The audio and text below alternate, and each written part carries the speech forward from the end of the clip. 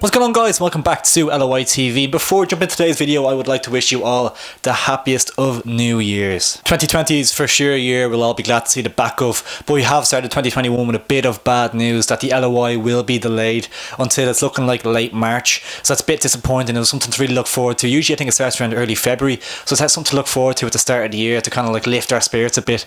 But the one positive we can kind of take from it is that hopefully the fans will be allowed back in attendance in some way, shape or form come the 19th of March or whatever it may be. If you're all keeping well, guys, and have made a positive start to the year, hopefully at the end of 2021 we can look back on this year as a year to be kind of proud of, and potentially have a World Cup to look forward to in 2022. Probably getting a bit ahead of myself there, but as you can see from the title, guys, we are doing a LOI transfer show today. Lots going on as per usual, as you would expect.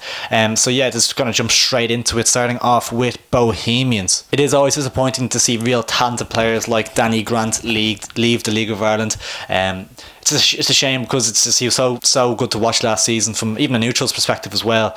A lot of opposition defenders would of course be happy to see him go, but I wish him the best of luck with Huddersfield Town next season, or this season, because he'd be jumping straight in with a season with them. Yeah, he's gonna really, I have a feeling he's gonna do really well over there. He's the right type of player, right type of character. You feel that's really gonna thrive over in England. Might take a little bit of time to adjust to the second tier of English football. It is a big adjustment to make, but I do believe he has the minerals to kind of adapt and really succeed and thrive over there. So yeah, best of luck to him. Another player that looks to be off to the UK is Wright.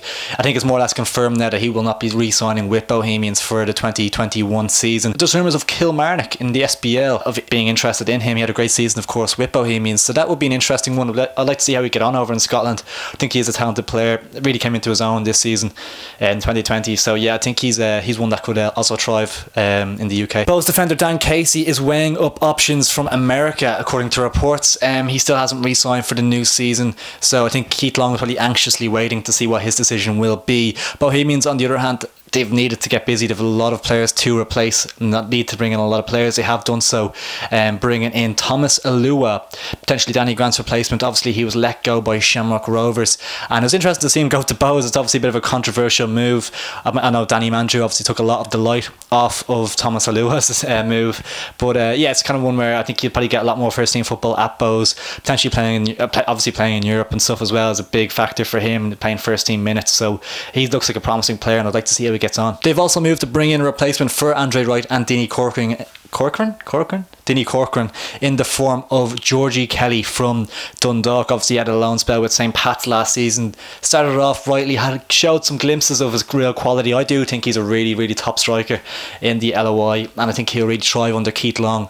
I think this will end up being a really good signing. We'll look back on it at the end of the season, and I think he'll hit double figures. I think we'll look back on it as being a really shrewd piece of business. Bows have also looked to bring in like an attacking player in Ali Coote, who's going to kind of replace the Danny Mandrew of the side. That Heath Ward obviously is getting a little bit older now as well, so they're going to have to bring in that type of player, and Ali Coote can play in those attacking roles, and I think he'll bring a lot to the side as well. He obviously impressed with Waterford last season.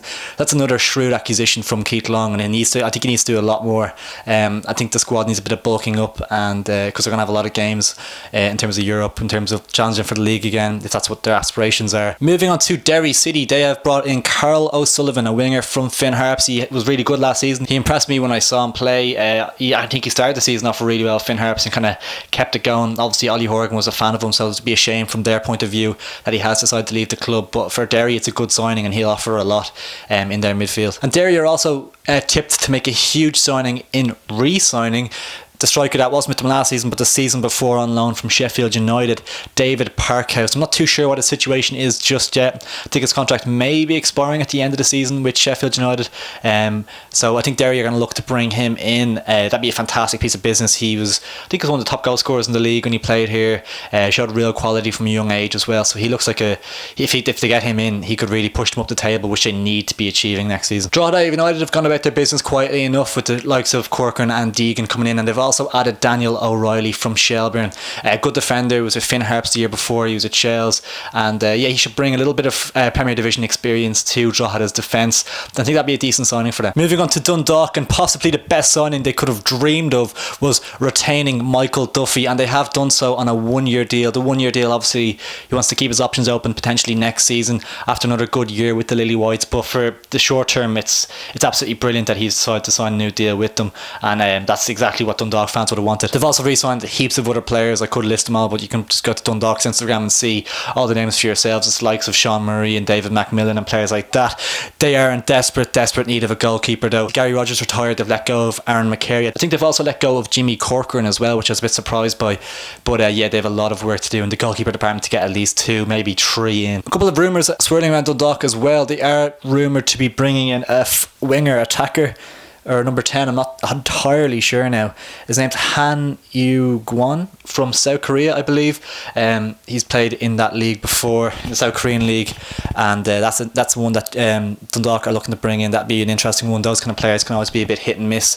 The ones that you can never really heard of before, they can sometimes be a real revelation, or they can kind of, I think Dundalk had 1 or 2 players last season like that, from America and stuff. I think Josh Gatt was it, that came in and didn't really do an awful lot, so they can be hit and miss. There's also been rumours of a return to the LOI for Bastien Herry, obviously formerly of Waterford. He was brilliant for Waterford, got in the team of the year I believe as well. Bastien Herry probably wouldn't start for Dundalk, but he would be good as part of a kind of like a squad rotation basis, in terms of they're going to want to be challenging for leagues and cups and in Europe again potentially. So yeah, if they can get a hold of Bastien Herry, I don't think it would be the worst signing ever. Finn Harps up next, and they received the news that Rafael Crotaro has decided to retire from football. An absolutely brilliant servant to the host of clubs he was with over the years in the LOI. He will go down as an absolute LOI legend. We actually chatted to him before on the channel before. He took his time to talk to us after a match, so yeah, we appreciate that. Yeah, you'd never hear a bad word about him. Absolutely lovely bloke, and we wish him all the best in his future career. He'd definitely be a loss for Finn Harps as well on the pitch. He always popped up in kind of big moments and never let them down when he was called upon, even at I think he's nearly 40 years of age now, so yeah,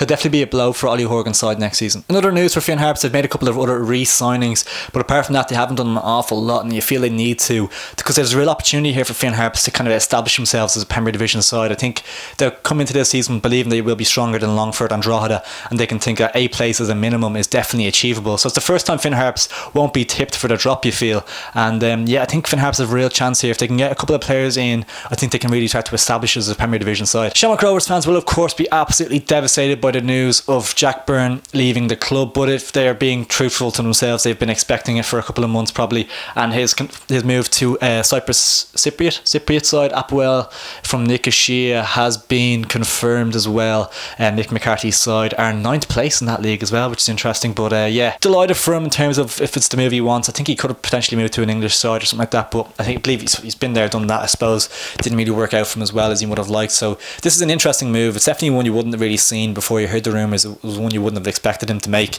but yeah, Jack Byrne to Cyprus, nice sunny weather, so yeah, and they're going to be competing in the Champions League sooner rather than later, you'd feel. So yeah, it could be a really good move from. You'd think about how it's going to affect his Ireland chances, his hopes and aspirations of pulling on the green jersey. Have they been negatively or positively affected by this? It's hard to know. He won't be in the limelight as much. They won't have the LOI fans supporting him and backing him as much as you maybe would have previously, so it's hard to know, isn't it? I don't know. I probably feel like it's probably negatively affected his chances of getting into the Ireland squad personally, but I could be proven completely wrong there. If he's performing in the Champions League group stages and stuff, he'll definitely be in the squad, so it's hard to know. We'll wait and see, but I wish Jack Byrne the best of luck.